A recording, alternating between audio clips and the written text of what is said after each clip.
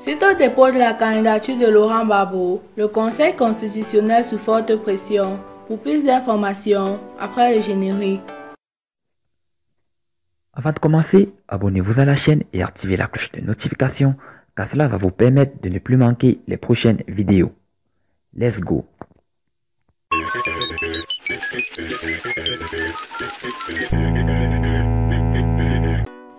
La candidature à la présidentielle d'octobre prochain de Laurent Gbagbo, ancien chef de l'État, acquitté de crimes contre l'humanité par la CPI, tient à cœur son parti politique, le FPI, et à l'ensemble de ses partisans. Réunis ce week-end, le comité central du Front populaire ivoirien a enjoint le Conseil constitutionnel à valider cette candidature de Laurent Gbagbo.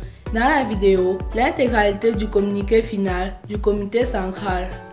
Sur convocation du secrétariat général, le comité central du Front populaire ivoirien et l'adjoint comité de contrôle s'est réuni à sa deuxième session extraordinaire de l'année 2020, le samedi 5 septembre 2020, au siège du parti, à Abidjan Cocody Rivera Croix, de 10 à 13 h, sous la présidence effective de la camarade Simone Gbagbo, deuxième vice-présidente, chargée de la stratégie et de la politique générale du parti. L'ordre du jour de cette session a porté sur le point unique suivant. Perspective après le dépôt de la candidature du président Laurent Gbagbo à l'élection présidentielle d'octobre 2020, ont répondu présents à cette session extraordinaire, en dehors des membres excusés pour des contraintes d'exil ou de santé, toutes les structures du parti, membres statutaires du comité central. Avant son propos liminaire, le président vice-président Laurent Akoun, au nom de la deuxième vice-présidente Simone Gbagbo, présidente de la science, a demandé l'observation d'une minute de silence à la mémoire de certains camarades décédés et des personnes disparues lors des récentes manifestations contre l'annonce d'un troisième mandat anticonstitutionnel de M. Ouattara à l'élection présidentielle. Le camarade Akoun a ensuite souhaité un prompt rétablissement à tous les blessés et a assuré toutes les victimes de ces manifestations de la solidarité du parti. Dans son propos liminaire, le camarade Akoun, au nom de la direction du parti, a remercié et félicité les militants pour leur détermination et leur mobilisation lors des récentes manifestations contre le troisième mandat anticonstitutionnel du président Ouattara et contre la radiation du président Laurent Gbagbo de la liste électorale.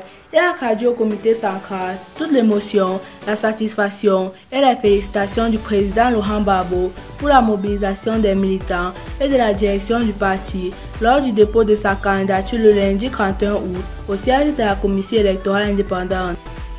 Abordant son unique point à l'ordre du jour, le comité central a attendu une communication du secrétaire général, le camarade Assor Adou, relative au dépôt de la candidature du président Laurent Gbagbo à la commission électorale indépendante et s'est félicité de ce dépôt effectif dans cette institution le 31 août 2020 de la candidature du président Laurent Gbagbo à l'élection présidentielle, conformément à sa décision du 30 juin 2020 qui instruisait le secrétariat général instruit à prendre toutes les dispositions idoines afin que la mise en œuvre de la décision de présenter cette candidature soit effective dans les délais légaux.